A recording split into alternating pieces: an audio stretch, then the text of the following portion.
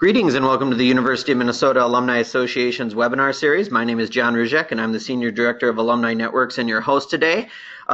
Just wanted to say quickly before we get started, we are in a temporary office space right now, so if you do hear any drilling or pounding, it is from some construction folks a few doors over. But just wanted to give you a heads up about that in advance in case you do hear any weird noise. We're not building birdhouses here. But today we are talking about a really important and interesting subject. We'll be talking about autism. Autism can be detected between 12 and 24 months of age. So why is the average age of diagnosis still close to 5 years? Researchers at the University of Minnesota are trying to change that through innovative training and intervention programs for providers who work with families in the community. This webinar will cover recent research advances in early identification and intervention of very young children with autism. So thank you to everyone who's joined us live today.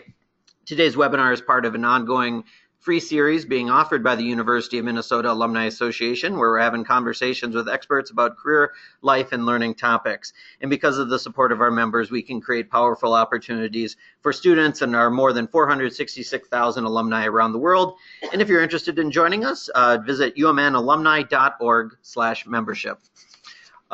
This is the final webinar for the spring, and we'll have a great slate coming up again in 2017-18. But if you want to catch up on any of the webinars we've done these past 3 years, visit us at umnalumni.org/goldmine. And just another quick plug for our friends over at the College of Continuing Education. They're going to have a free webinar on strategies for managing project stakeholders. And if you'd like to learn more about that, visit z.umn.edu/CCE007.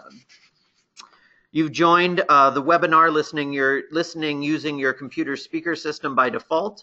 If you would prefer to listen over the telephone, just select telephone in the audio pane of your GoToWebinar panel and dial-in information will be displayed. And if you're having any audio difficulties, perhaps move over to a hardwired signal versus wireless and close any unnecessary applications on your computer. The two presenters that we have with us today will go through their respective presentations, and then at the end we will have some time for some Q&A. And so when that time comes, feel free to type in your questions in the questions pane on the GoToWebinar control panel, because we will want to hear from you towards the end. And so it's my pleasure to I'll introduce both presenters, and then Dr. Essler will start, but I do want to introduce Amy Essler, an assistant professor in pediatrics, psychologist in the autism spectrum and neurodevelopment disorders clinic, and director of the Fragile X clinic at the University of Minnesota Twin Cities. Dr. Essler specializes in early screening and diagnosis of ASD and is interested in the interaction between culture screening and diagnostic practices and access to services. Her research focuses on autism prevalence and early detection. And then we also have Sherry Stronach, an assistant professor in the Department of Speech, Language, Hearing Sciences at the University of Minnesota Twin Cities. Dr. Stronach's current research interests include describing early social communication across cultures, promoting community engagement to improve early identification and intervention of ASD, and exploring cultural adaptations for caregiver-implemented early intervention models. Welcome to you both, and I will now move over to Dr. Essler's presentation, and we'll get started from there. Welcome. Thank you. Okay. Well, thank you for everyone for being here on the webinar. My goal is to start this off by underscoring why autism research is important, and to give a brief overview of some of the foundational research occurring at the University of Minnesota. Then Dr. Stronach will speak specifically about her research on novel, impactful early intervention. So I'll start with just a brief overview on what autism spectrum disorder is. Some of you probably are pretty familiar with this, but just in case, it is a developmental disorder that has two main components: social communication and fixated interests and repetitive behaviors. And so I'll go through some of those symptoms of autism and what they look like in early childhood. since that's the focus of today. The symptoms are written pretty broadly, so it's up to us to try to figure out how to describe these behaviors at different ages and levels of development. So in early childhood, and by that I mean kids under 3, what we're looking at in terms of deficits in social emotional reciprocity are things like reduced sharing of interests, emotion, and affect. So deficits in sharing attention with people, directing parents' attention to what they're interested in and looking at, responding to parent attempts to direct their attention. There's kind of a lack of warm, joyful interactions or inconsistencies in those areas. And parents often describe their children as difficult to engage. They maybe don't respond to their name or other attempts to engage them. Sometimes kids have enough language where they're making a lot of initiations to request, but they're not using their language to initiate in more social ways. And some might have atypical social approaches, like this little guy in the picture who's using his mom's hand as a tool to press buttons on the toy. The deficits in nonverbal communication used for social interaction in young children involve even though they're not talking yet, they haven't developed use of gestures, pointing, facial expressions to communicate with others, or they might have limited or inconsistent or unusual eye contact. So they're not using eye contact to reference their parents when they're enjoying something, look back and forth to maintain that interaction. And a lot of times we also hear about lack of responsive social smile early in life. And the third area is it has to do with relationships and understanding relationships. There's not a whole lot going on with peer relationships in the early years, but we do notice some emerging signs like a lack of interest in engagement with peers. Kids may pursue their own play ideas without attending to other children in the environment. And parents often report early difficulties with things like mommy and me classes or circle time. You know, they're constantly trying to wrangle their child and get them back with the group, and they just want to go off and do their own thing. And then in the restricted repetitive behavior category, we have 4 different symptoms, and I should have mentioned under social communication. So the symptoms I just went over, children have to show signs in all 3 of those areas. On restricted and repetitive behaviors, they need to have at least 2 of these areas covered. And so the first category of behaviors covers a lot of ground. It's sort of a general repetitive behavior symptom category. So it includes things like having repetitive body posturing, hand flapping, finger posturing, toe walking. They have repetitive use of objects. So they line up, they gather or carry or spin objects or flip things on and off rather than playing in more functional ways. And then also repetitive language. So some kids will do repetitive scripting, which refers to repeating dialogue from videos or books. They might do immediate echolalia, which is just basically echoing what's said to them without meaning. They might have unusual speech, so making up their own words or having unusual phrasing. And so many of these behaviors in this symptom category are present pretty early. By 12 months of age, we often start seeing some repetitive body movements or uses of objects. This picture here actually is a good picture for both of the symptom areas on this slide. So this kid looks like he probably exhausted himself lining up his toys. But the second symptom area is about insistence on sameness. So a lot of times kids will line up toys or arrange objects in specific ways and then become upset if they're moved. So it's generally referring to that insistence on following certain routines or patterns or sequences that aren't that functional and then becoming very upset when they're disrupted.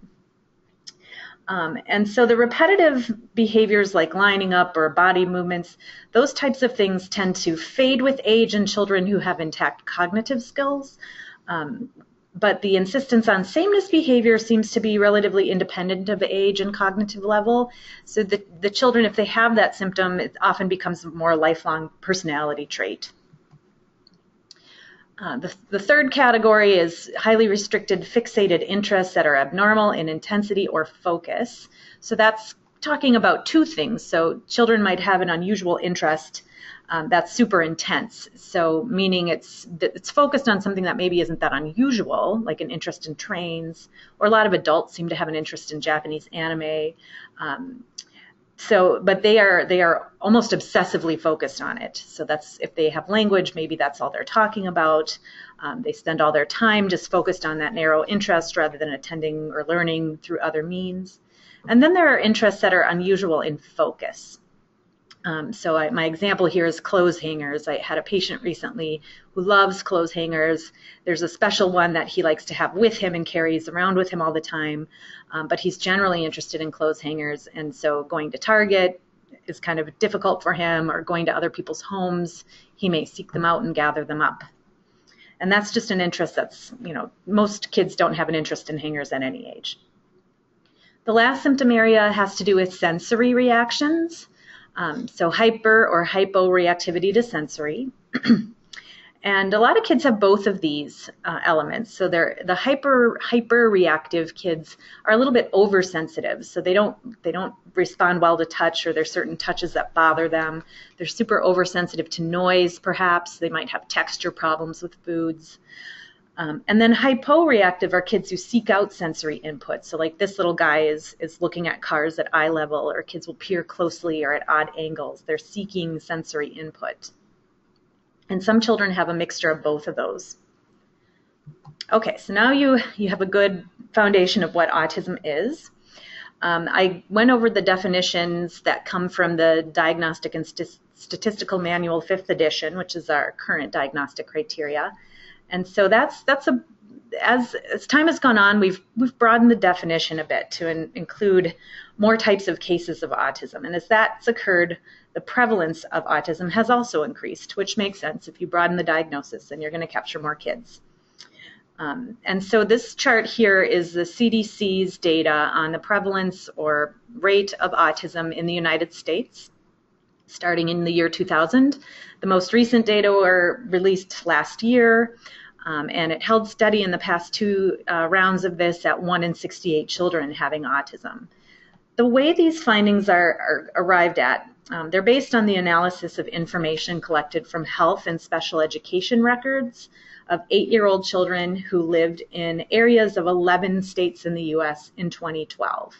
So what they do is they systematically sample the records and review them to determine whether a child meets the case definition of autism or not.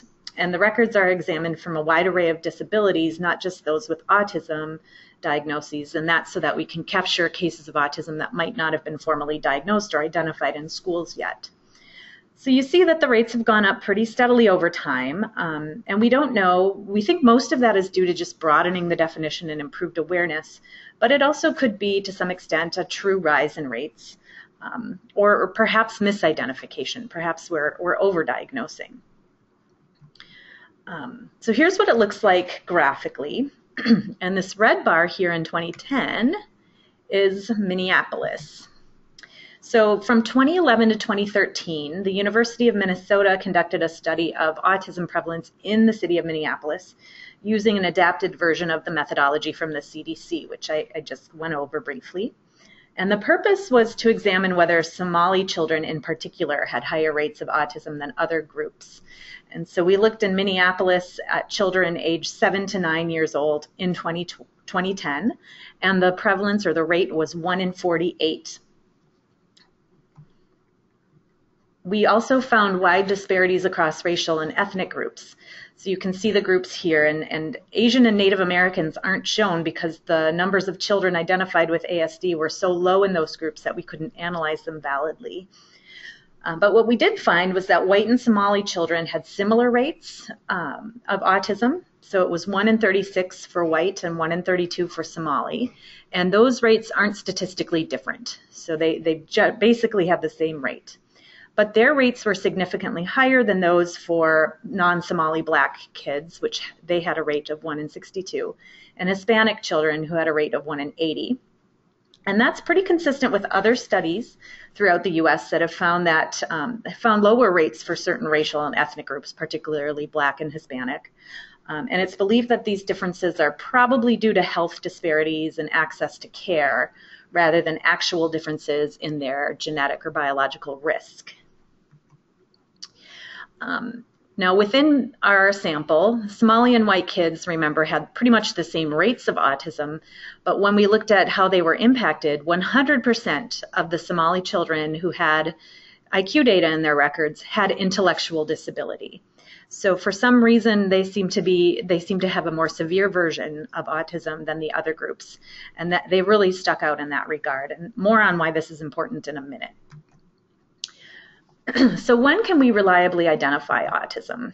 The consensus in clinical research circles is definitely by age 2. Those diagnoses are quite stable over time.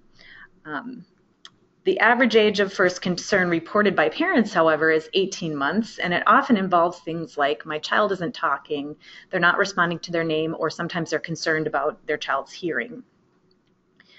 The CDC also tracks information and records on when concerns are first reported.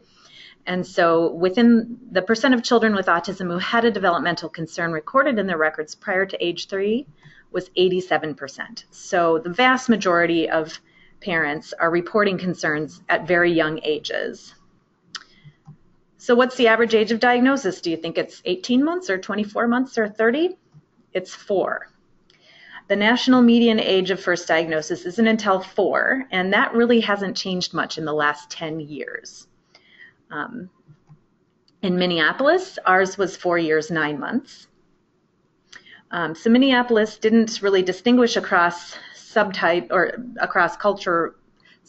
In Minneapolis, we did not find differences in age of first diagnosis across cultural groups, but we did have pretty small sample sizes. National studies have found that non-white children get identified on average 1.5 years or more later than white children, and they're more likely to be misdiagnosed with behavioral disorder, something like conduct disorder or oppositional defiant disorder, prior to getting the accurate diagnosis of autism. So what is the holdup? Why does it take over 2 years or 3 years before we're making these diagnoses?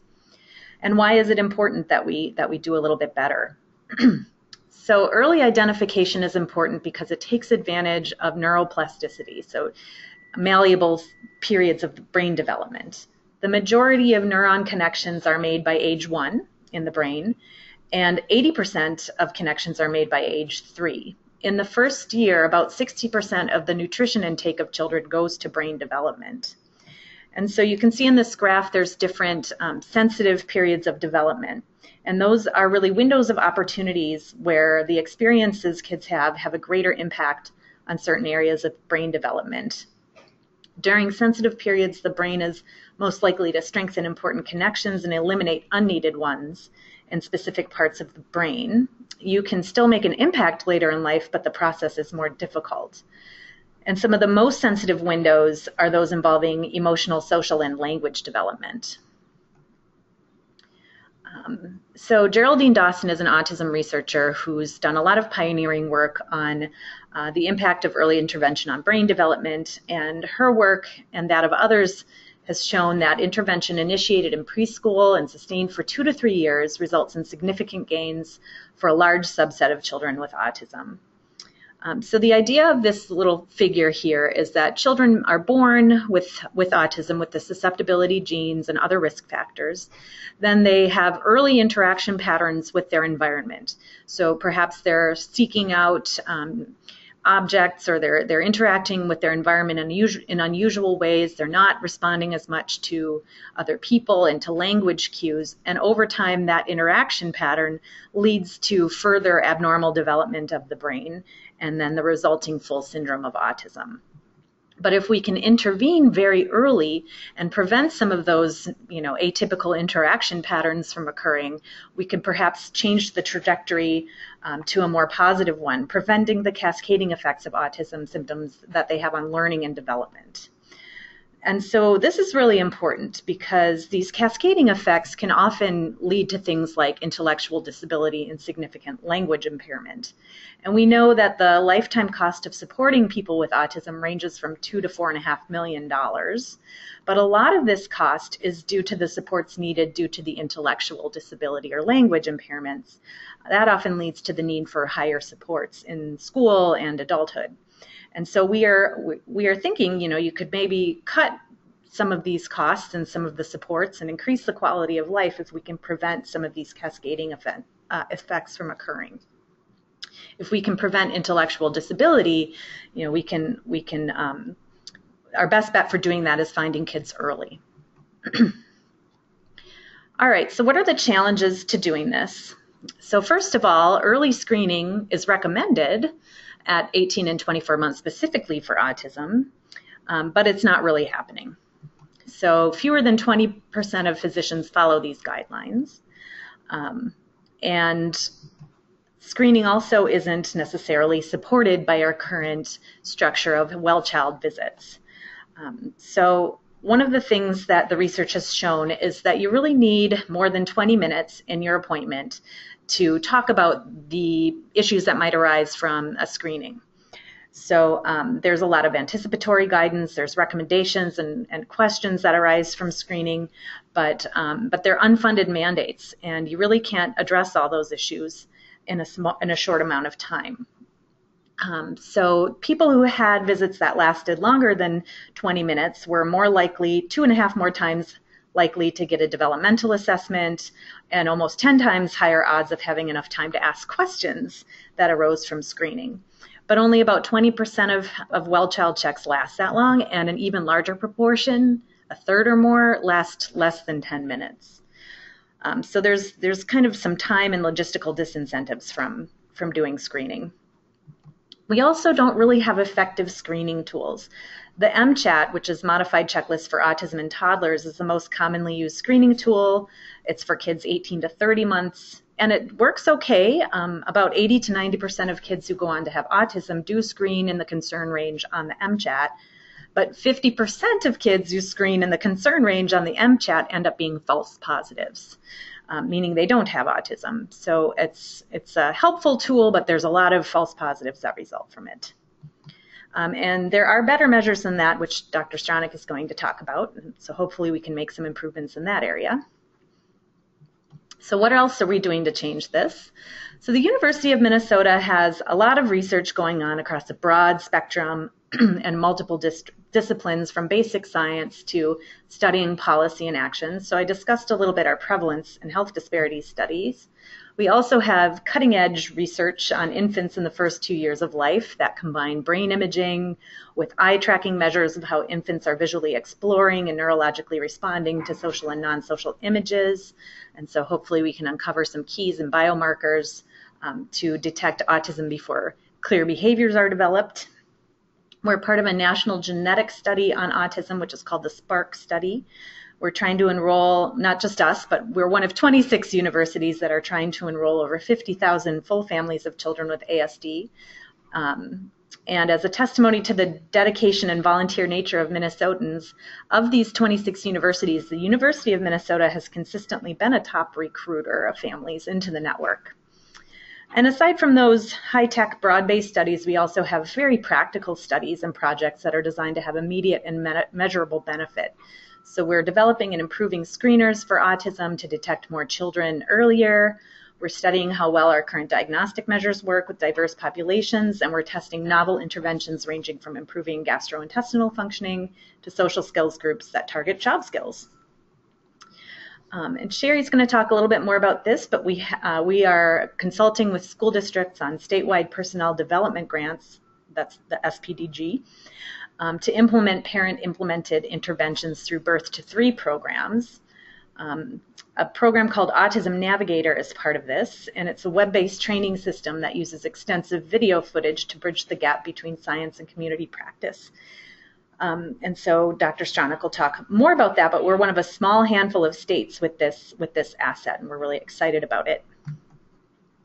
We also were the recipients of a Learn the Signs Act Early grant, which was a state campaign for the CDC Prevention of Autism and Developmental Disabilities project. So it was a statewide outreach campaign that reached out to families, communities, and organizations to promote early screening and early identification of potential developmental delays. And we really focused on our Latino, Somali, and Hmong communities and trained members of those communities to be delegates And they would reach out to the communities and talk to them about early screening, early development. They shared tips for families on how to talk about their concerns with their doctors and to advocate for their children's needs. So this is one way that our research on prevalence has had direct benefit to the community. I'm going to switch over to Dr. Stronach now, but I wanted to just leave you with a slide of steps you can take if you want to be more involved with various autism efforts around the state. The last one that I want to promote is our FIND network, which stands for Focus in Neurodevelopment. It is a research registry that you can link to there if you're interested in being contacted about research studies that might be a good fit for you or for your children. And then we also send out information periodically about autism resources throughout the state. All right, thank you. And here comes Dr. Stronach.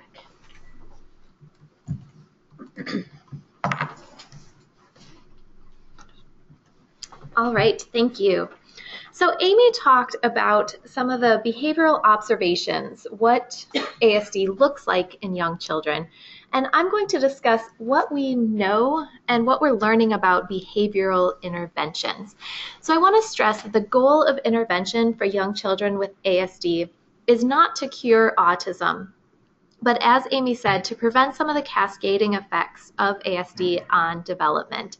So I'm going to talk some about basics of intervention, what we already know, and then also talk some about community-engaged research and what we mean by that, and then go into some of the current projects going on at the U.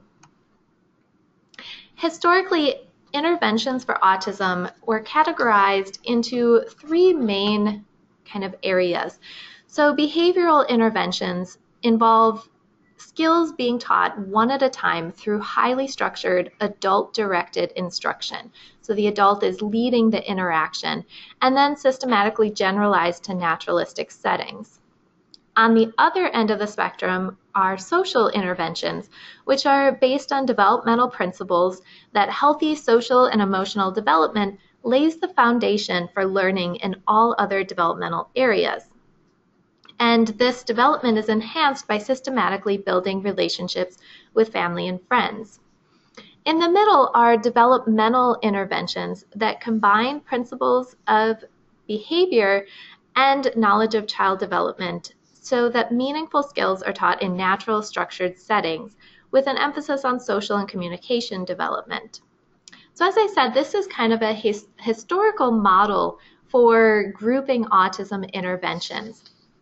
And since more recently, we have moved more towards integrative models that I'm going to talk about in a minute.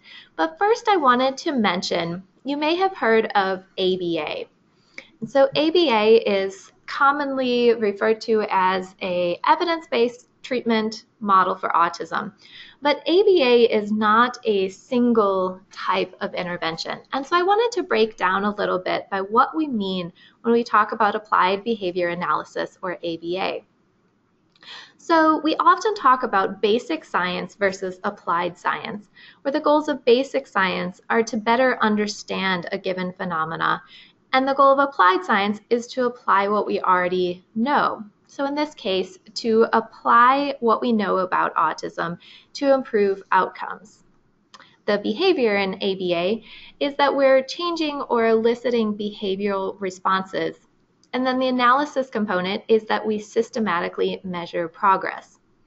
So ABA is not a singular treatment methodology, but rather an umbrella term where we're applying what we know to change behavior and then systematically analyzing it.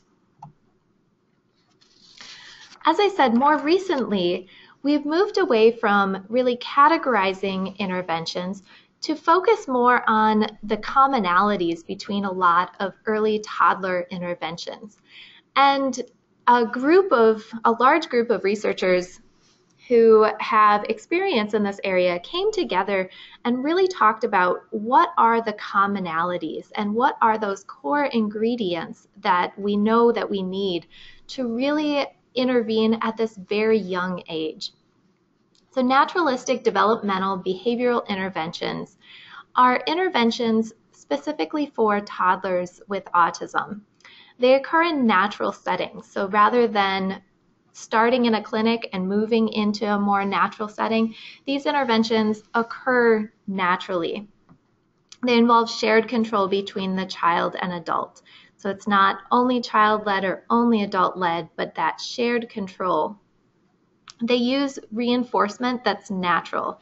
For example, if a child is hungry, we want them to request something to eat, and the reinforcement for that is getting something to eat. And we apply a variety of behavioral strategies to target developmentally appropriate skills. So we're using what we know about behavior and what we know about development. So some of the common features of evidence-based early interventions with this NDBI framework are that we're teaching strategies to enhance development. We're working on a range of developmental learning targets. And as I said, we're working in natural environments. So naturalistic learning is really key. So I want to mention just a few of the different interventions that have used this kind of model of naturalistic interventions that combine developmental and behavioral approaches. So this is a study coming out of a team at UCLA looking at the Jasper treatment, focusing on joint attention, symbolic play, engagement, and regulation. And they looked at parent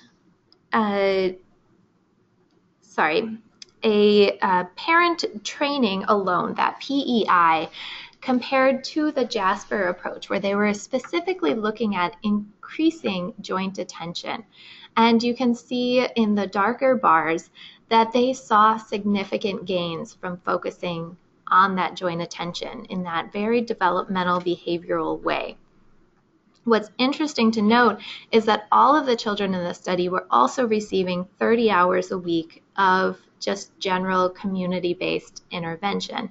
And so it's really that combining the developmental and behavioral approaches that led to the enhanced outcomes. We're also seeing changes in the brain for children with autism in these early NDBI style interventions. So this was a study using the Early Start Denver model. And you can see from the bars that the children with typical development without autism and the children who received Early Start Denver model showed less time looking towards faces versus objects than the children who were only receiving community intervention. And they also had increased cortical activation. So this NDBI style intervention was leading to different changes in the brain of children with autism. I'm going to talk a bit more about an evidence-based early intervention project that we are implementing here at the U and in Minnesota. And this is the Early Social Interaction Project, or ESI. So this is a parent-implemented approach. So the early intervention provider coaches the parents rather than directly providing the intervention. And it focuses on social communication through active engagement of the child and transactional supports provided by the caregivers. And then the caregivers implement this for 25 hours per week in their everyday routines and activities. So a large randomized control trial revealed that there were changes in standardized measures of social communication and language. In the bottom right corner, you'll see receptive language, so understanding of language, sharply increased in the group of children who were receiving individualized ESI compared to children who were just doing a group model where parents were receiving education. So this is very strong evidence for improvements that we see from NDBI. And so to summarize, we know that early detection is critical for children with autism. And more research is showing us that early intervention can make a large difference for a child with autism. research is really supporting these naturalistic interventions that combine both behavioral and developmental strategies. So now I want to talk a bit about the ivory tower part of our title of the talk. So the U and universities in general get a bad rap for kind of isolating ourselves in our ivory tower, doing our research and looking down upon the people. And we're really looking to change this. Community engaged research is also a spectrum of research that moves from research that is done to people or for people to research that really is happening with communities. So historically, the lowest is research being done to a group of individuals, potentially with little regard to their needs. So hopefully we have moved beyond that. A lot of research that is done for the benefit of a group of individuals in the community. And so it's done first in a controlled setting at the university, and then dispersed, the information is provided to the community providers. More and more research is being designed in a lab but carried out in the community. The true community engaged research involves working with full participation of the community members in all areas of design, implementation, and reporting results. So why do we need this engaged research? Well, we know that research doesn't always reflect real-world situations. Research studies typically involve participants who live near a university, who have access to those resources. We know that research doesn't always reflect the diversity of our communities. And it's in a controlled setting without those real-world barriers. We also need to consider how early intervention providers are going to use our research findings in the real world. One of the issues with this is training. So this cartoon illustrates what often happens, that somebody goes to training and they get a big binder of information. But how are they actually using that to change their service provision? Now this sounds great. All research would be community engaged if it was easy, but it's not. Engaged research can be very time consuming and lengthy. There are competing needs of the researchers who are trying to get funding to do more research, to get publications out, and communities who are looking for answers more immediately to the questions that are more pressing to them. And engaged research can be complicated. But despite this, there are more and more projects going on at the U that are involving community members in the research. So I want to talk just a little bit about a couple of the projects that I am working on right now. So one of them is a small study looking at technology-enhanced early intervention for children with autism. And then, as Amy had talked about, we're working with the State Department of Education on a state personnel development grant. So my study looking at technology-enhanced early intervention for children with autism is a community-based study where I'm going into families' homes and investigating ways in which technology can be used to enhance parent-implemented early social interaction. So this is through the use of iPads, FaceTime, mobile coaching. And really what I want to look at is how can we better serve families that don't have direct access to all of the resources that a university provides. So this is one of the first steps to looking at what can be done in communities to provide better access to parents and increase the implementation so that we can get those 25 hours a week of active engagement. As Amy and I have both talked about, the Minnesota Department of Education has received a grant from the Office of Special Education Programs. This is a federal competitive award for pre-service and in-service personnel training through special education.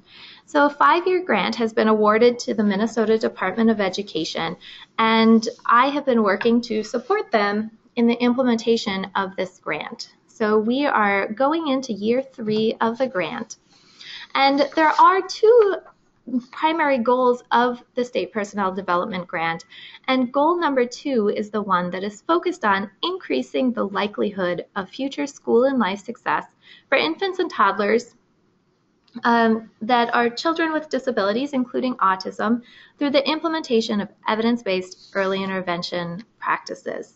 So this is a collaborative project through the, as I said, the Minnesota Department of Education, researchers here at the University of Minnesota, the Autism Navigator based at Florida State University, and the national research community.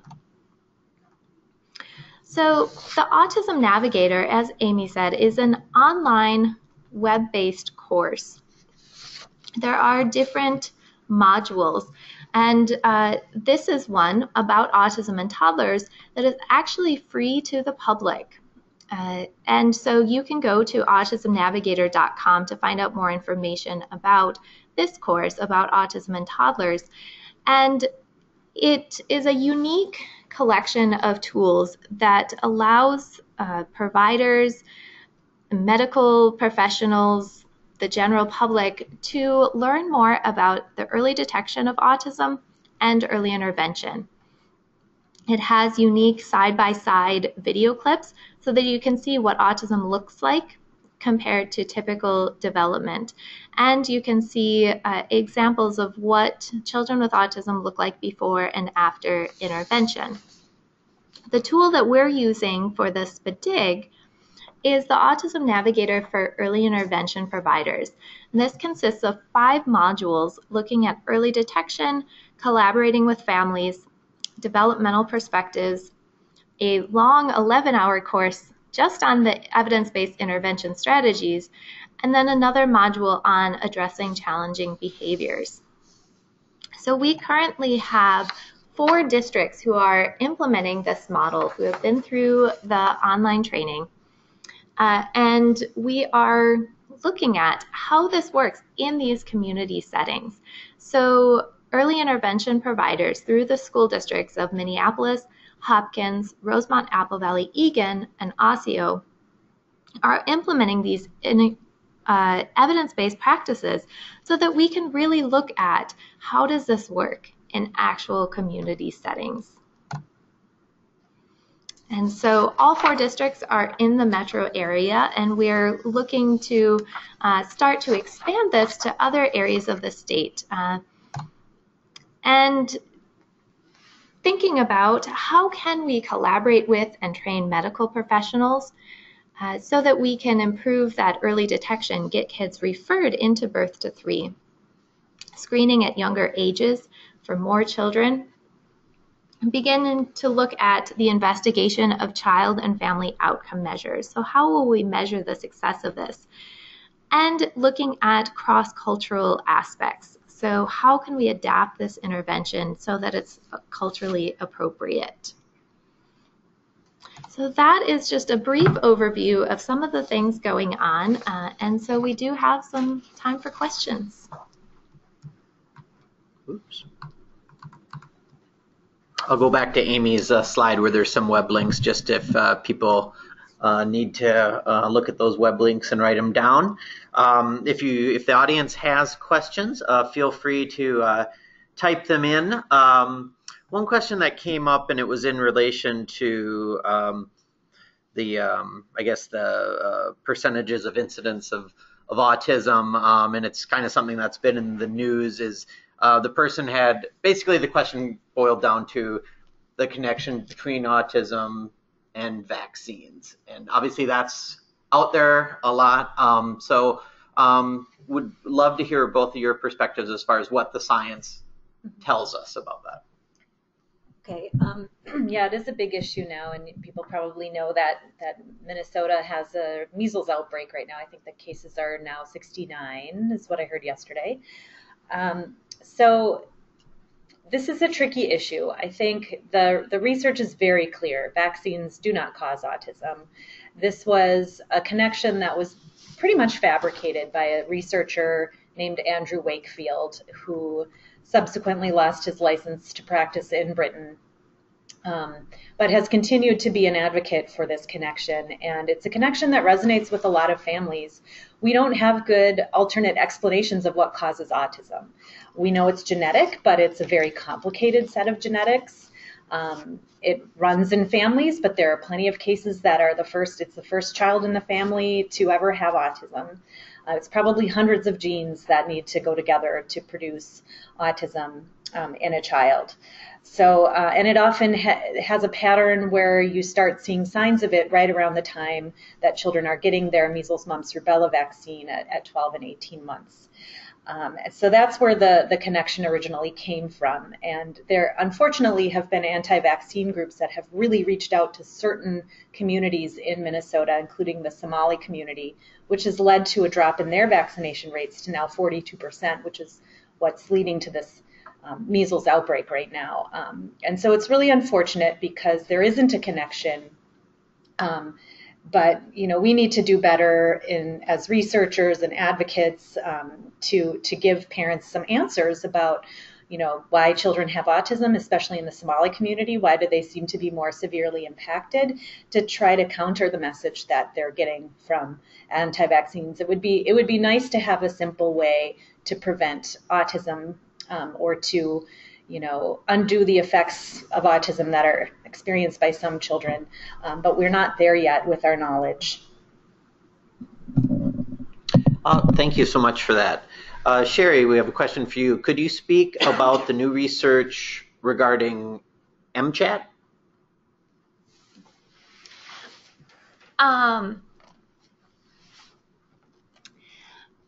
Yes. I see that's from Maya. Thanks, Maya.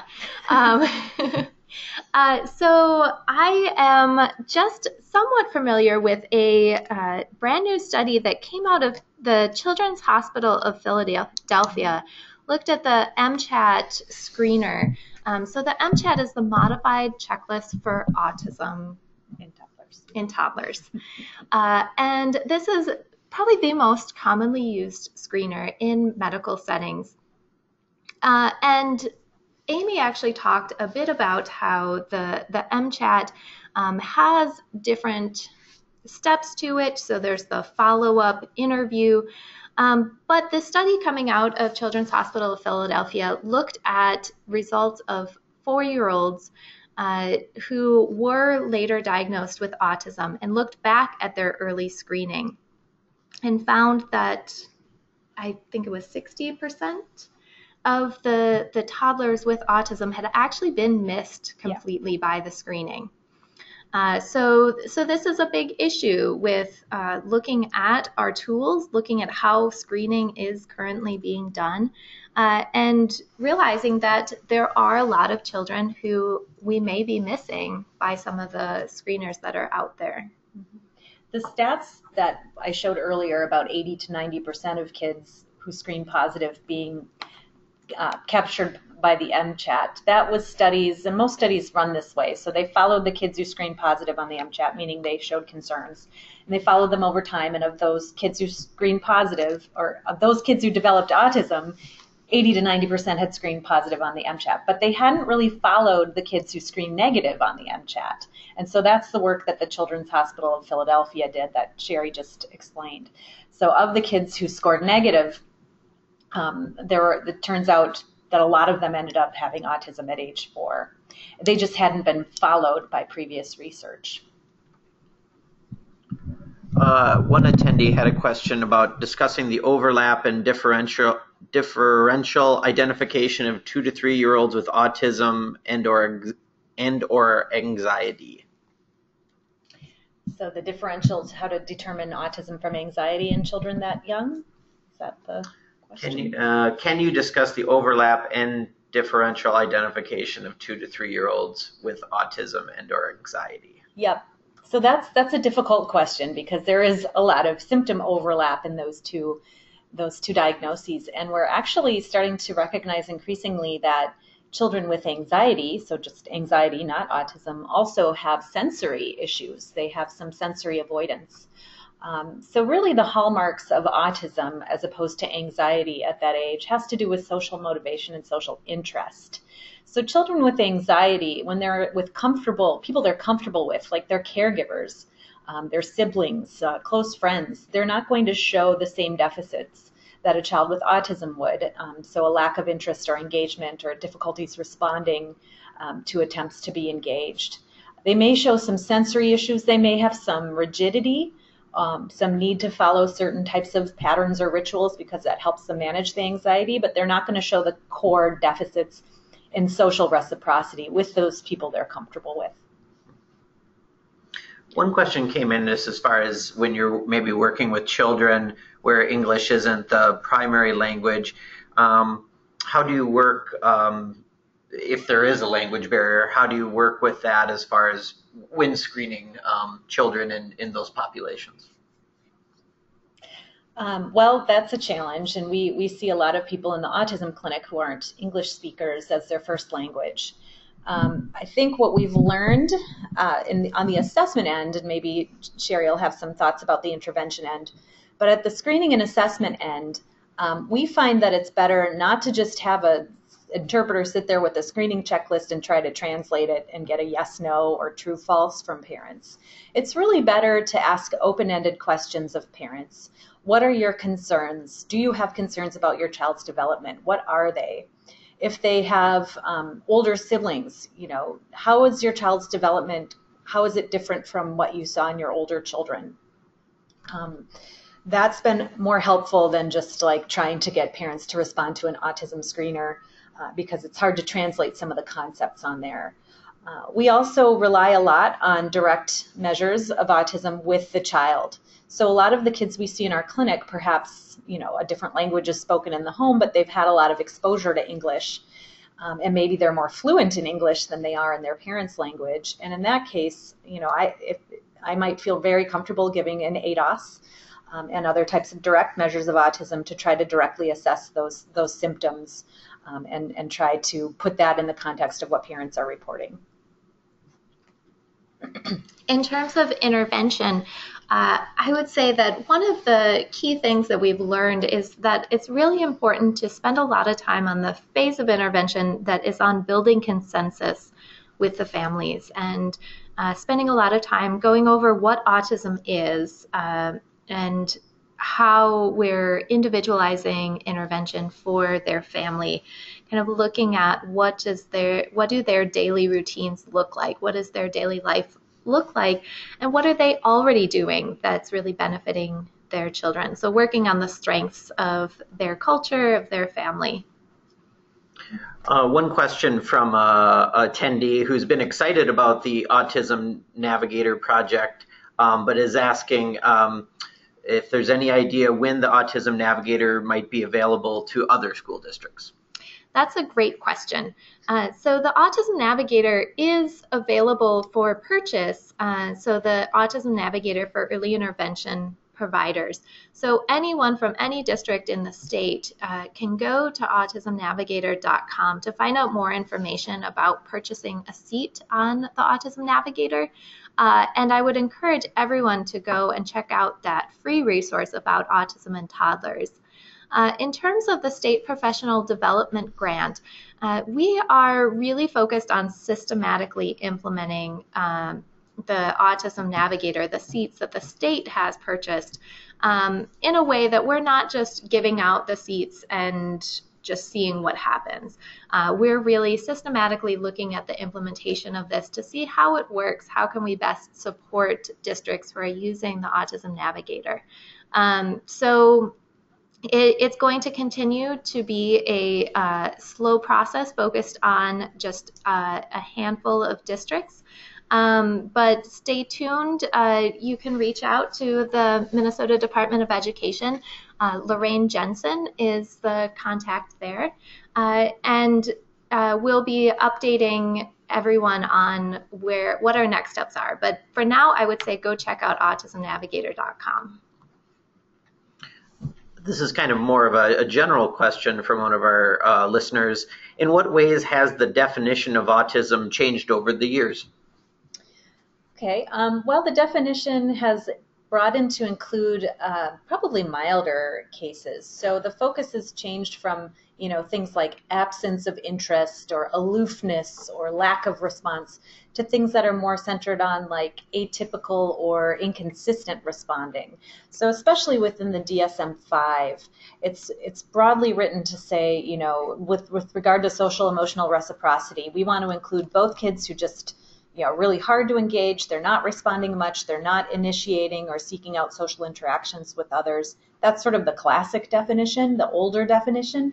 But now we're also including people who maybe are interested in social interaction, but they lack some of the skills for doing that. So they might make atypical approaches. They might frequently start interactions with people, but only around their favorite interests.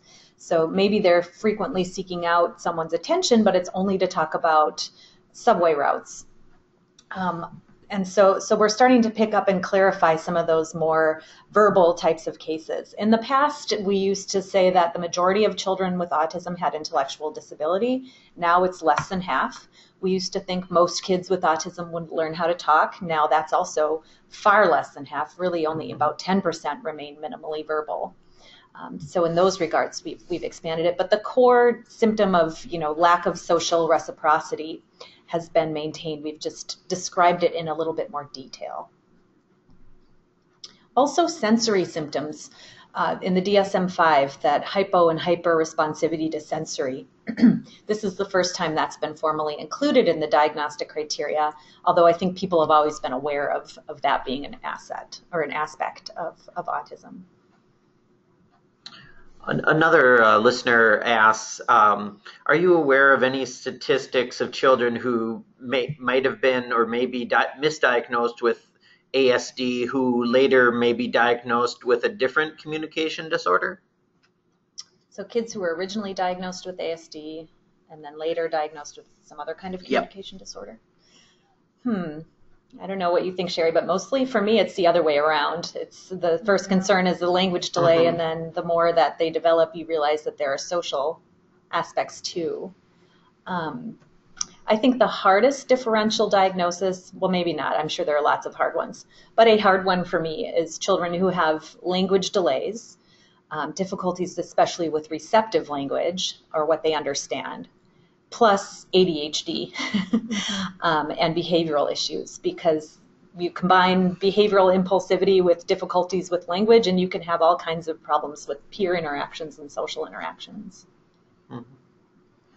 Yeah, I think that most of the research that's out there does show that we are able to pretty accurately diagnose early. And so I haven't heard, I don't know specific statistics on the rate of misidentification, but I think more often than not, as Amy said, it's kind of the other way around, that we're missing more cases of autism than we are misidentifying something as autism and later realizing that it might be something else.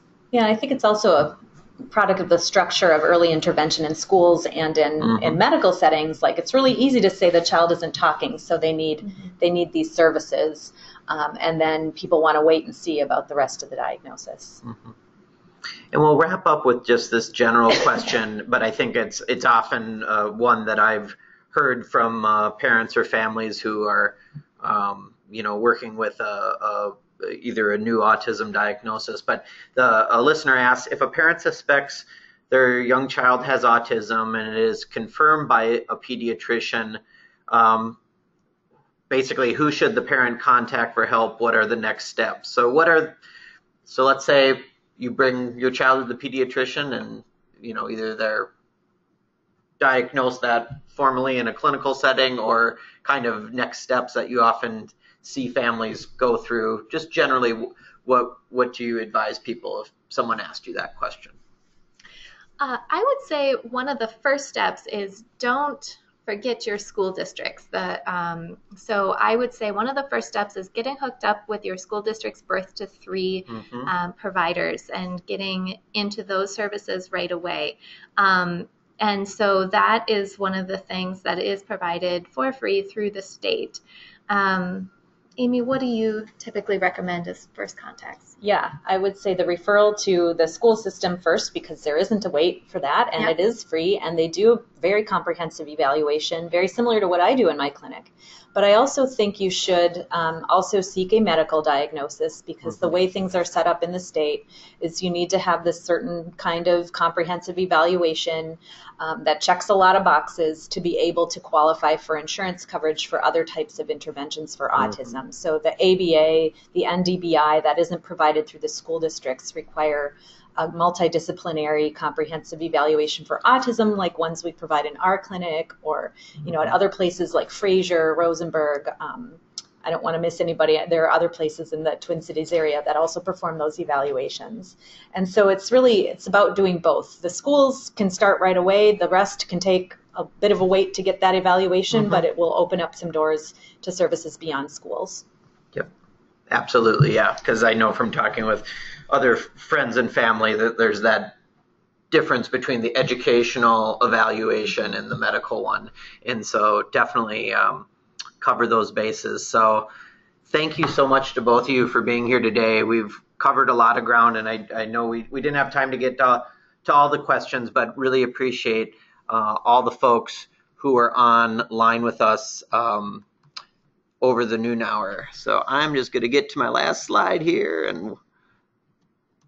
and just want to thank everyone again for being here and being part of the webinar series this past year. We've had over, I think with today's outstanding turnout on this webinar, well over 2,100 day of attendees for the webinars for the year.